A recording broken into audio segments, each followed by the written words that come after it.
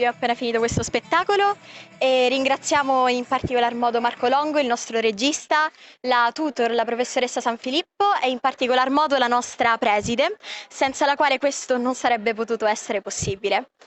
E io non pensavo che sarebbe stato tutto questo. All'inizio, quando hanno parlato del musical, io subito mi sono voluta iscrivere perché pensavo che fosse divertente, ma ho scoperto che è molto di più.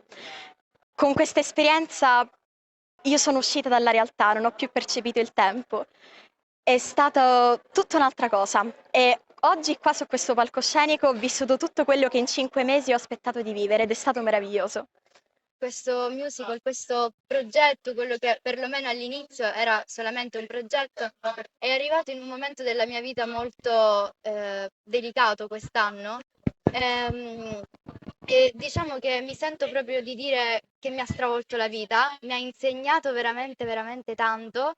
Mi ha insegnato non solo ad uscire dalla realtà, rimanendo comunque me stessa, anche magari improvvisando un personaggio, qualcuno che non ero io, però mi ha insegnato proprio a provare delle emozioni vere, qualcosa che forse nella realtà è ancora più difficile provare. Ogni anno mi stupisce sempre di più, devo dire, perché il primo anno è pieno di emozioni, il secondo si comincia a realizzare dal terzo, ci si rende conto che sul palco si può fare di tutto. Qualsiasi cosa si faccia sul palco, le persone in platea lo prenderanno come un atteggiamento di un personaggio. È meraviglioso creare un'altra persona o prendere le sembianze di qualcun altro e dargli dei movimenti, dargli tratti, mescolare la propria personalità con quella del personaggio stesso.